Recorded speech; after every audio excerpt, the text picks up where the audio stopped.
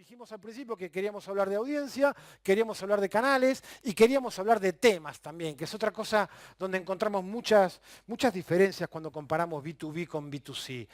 Esto de los temas, antes de meternos en los temas de los contenidos, vamos a repasar a qué le llamamos contenido, o en todo caso, a ver, al revés, ¿quién me echa una mano? ¿Qué es esto de contenido? ¿Qué es un contenido? Bueno, no levantéis todos. Venga, alguien que me eche una mano.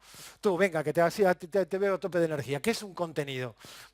Hagamos contenido, ¿qué quiere decir cuando decimos hagamos contenido?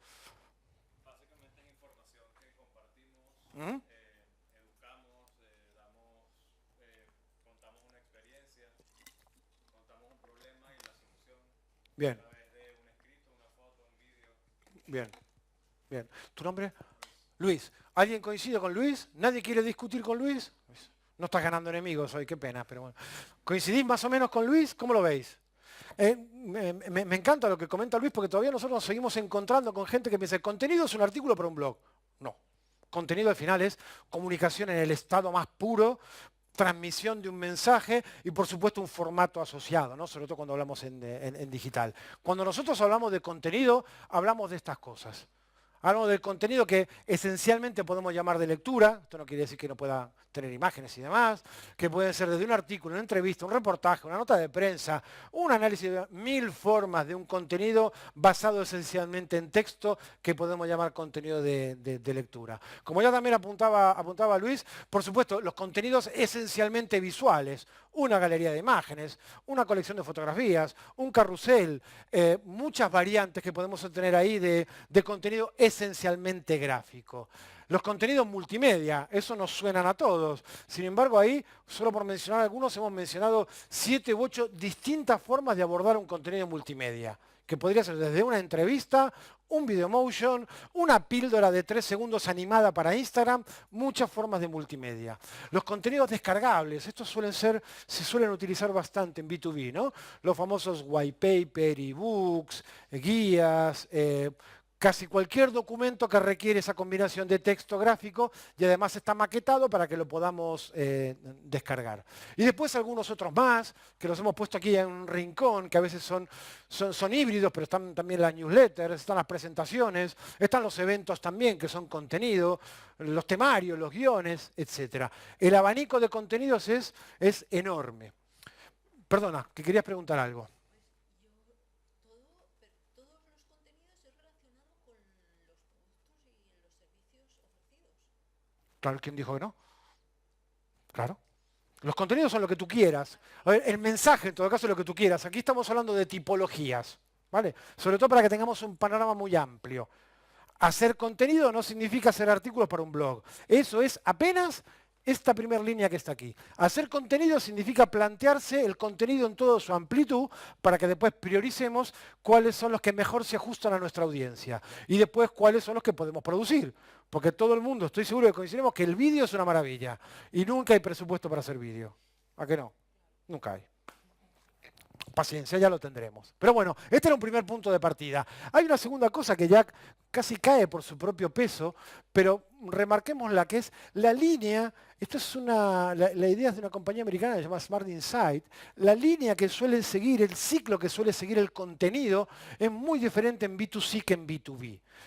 Podría matizarse más, pero a grandes rasgos el contenido en B2C es un contenido basado en entretenimiento que lo que pretende es inspirar y que después nos va a llamar a la acción. Esa es la idea del contenido en un B2C. Eso es lo que encontramos de las marcas de las que se nos ocurran de consumo, sea Nike, sea una estación de esquí, sea quien sea. Oye, contenido fresco, divertido, entretenido, lo que quiere es que pasemos el rato, también está la marca ahí presente, para después seguramente a través de diferentes etapas y procesos y tipos de contenido, inspirarnos, generar recordación y probablemente un call to action para que terminemos comprando. Bueno, el ciclo en B2B es totalmente diferente. O sea, ahí la compra ya no es una compra emocional. Quizá no lo comentamos en la primera, pero un decisor de negocio no compra por emoción, no compra por impulso. Ya lo vimos, orientado a ROI, ¿no? Con mucha más precisión, una decisión mucho más racional que veis que es lo que marca la diferencia. Cuanto más racional es la decisión, la línea habitual, la línea editorial del contenido va de la educación, la divulgación y la información para llegar a argumentar y convencer, ¿sí? Bueno, hay que tener cuidado quizás con la palabra de convencer, pero digamos esa es la línea. Es un contenido mucho más argumentativo, mucho más de demostrar que de entretener. O sea, si yo quiero que consideréis a nuestra agencia como vuestros proveedores, está bien que os entretenga un rato, pero un rato. Después me vais a pedir, oye Marcelo, ¿me puedes ayudar de verdad o no? ¿Sí?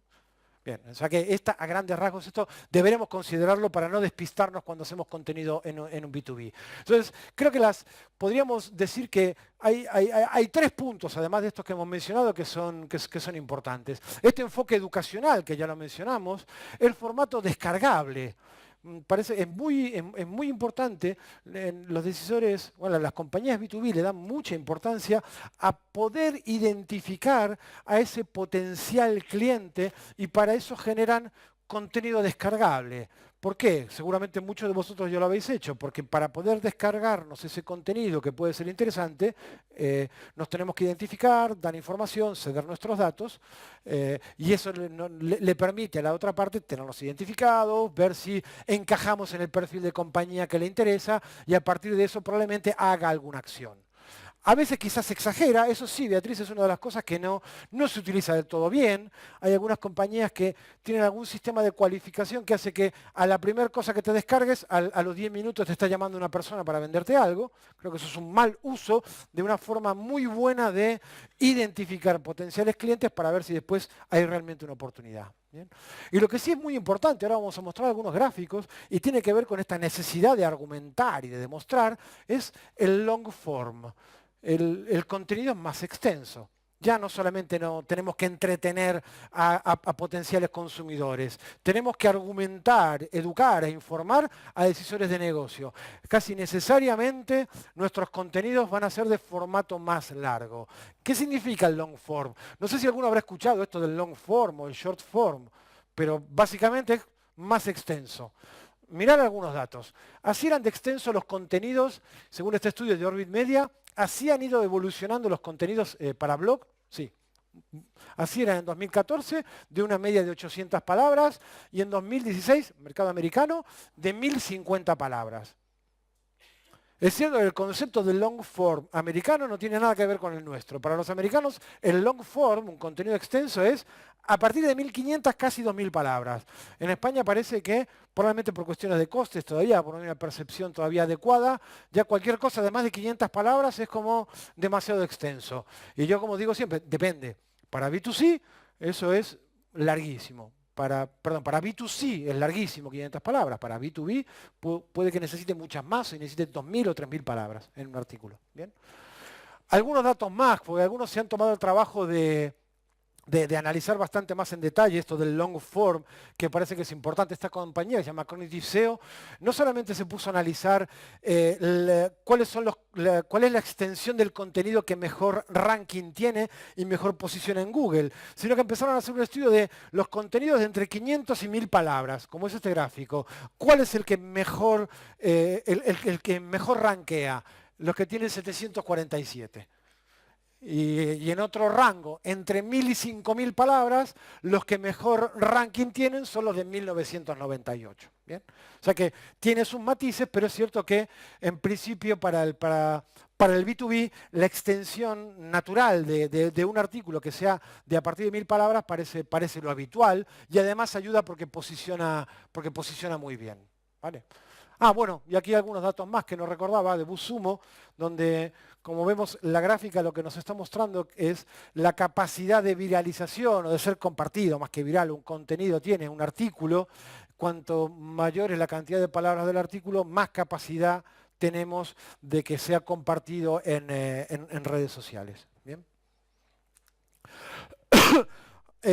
ya lo adelantaba antes, claro, tenemos un problema. ¿Qué hacemos? Porque tenemos un B2B, ya vemos cómo son esos decisores de negocio y resulta que llegamos a la conclusión de que tenemos que hacer contenidos que no son artículos de 200 palabras, son artículos más extensos, quizás infografías y quizás también white papers y contenidos más extensos, lo que significa más coste.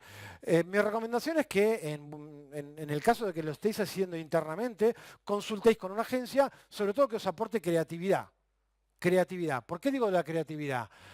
Sin dar nombres, una idea contada por un cliente, con 3 emails que nos cruzamos a partir de esa idea que proponía y 5 hangouts, 5 charlas por Skype, hicimos un white paper, 3 ebooks, 5 entrevistas, 8 posts, una infografía, un post para LinkedIn, 4 newsletters, 10 trocitos para insertar en diversas newsletters y más de 50 tweets. O sea que, claro que tiene más coste hacer un contenido más extenso, un contenido maquetado que hacer un artículo.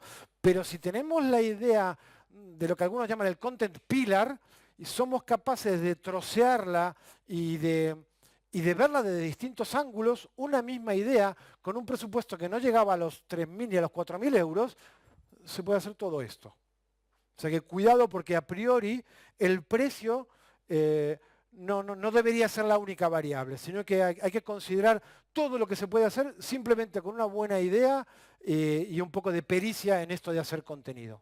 ¿Bien? Bueno, esto es una matriz para meteros miedo. Esto es todo lo que se podría hacer.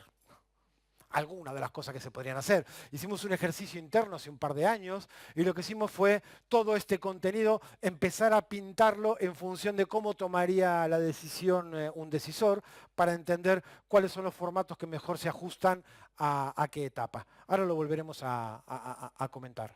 Pero en todo caso, volviendo a lo de los temas y por cerrar esta parte, lo interesante de esto, como decíamos al principio, es tener en cuenta estos 3 puntos. El long form es una variable importante y es muy importante el uso del contenido descargable. ¿Bien? Preguntas con respecto a formato, a temas, perdón, más que a formato. Sí, Pi. ¿En torno a, perdona? Sí. A una idea. Tan simple como, mira, vamos a organizar un evento sobre marketing de contenido B2B. Con la misma idea de marketing de contenido B2B, hacemos 3 artículos, por decir algo. Hacemos un white paper que nunca habíamos hecho. Que llamamos a 4 amigos y les hacemos una entrevista. En nuestro caso tenemos periodistas en el equipo, les hacemos una entrevista. Eso quiero decir. Con la misma idea, con distintos ángulos y con distintos formatos, podemos hacer muchísimo contenido.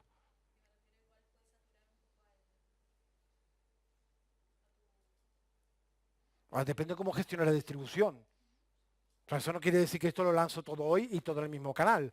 Una cosa es para LinkedIn, lo otro es para Twitter, lo otro es para una landing page en mi blog, lo otro es para... No. O sea, en todo caso sí es cierto que hay que orquestarlo esto. Claro, si va a publicar 88 artículos de lo mismo y en el mismo canal, claro, no tiene mucho sentido. Pero sí. No nos olvidemos, cuando hablamos de nosotros de marketing de contenido, la distribución es muy importante, ¿eh? Muy importante. Así que sí, no sé si esto te lo aclara.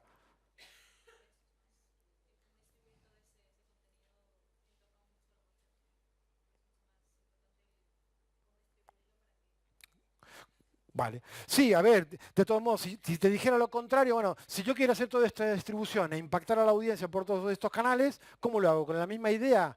Vale, pero con el mismo contenido, el mismo artículo, lo comparto en el blog, lo comparto en LinkedIn, lo comparto en Google Plus, lo comparto en... No, mira, seguramente, solamente por dar una idea un poco más precisa todavía, si te hago a ti una entrevista, probablemente coja una cita tuya y te mencione dentro del white paper, mientras que en el blog va la entrevista completa. Y en Twitter van 5 citas extraídas a su vez del artículo. Exprimirse la cabeza. Nosotros sabemos hacerlo bastante bien eso. ¿Sí? Claro. ¿Eh? El concepto, la idea que quiere... Sí, pero por eso creo que aquí lo que puede verse además no es una cuestión de saturación, sino qué importante puede ser adaptar el contenido al canal.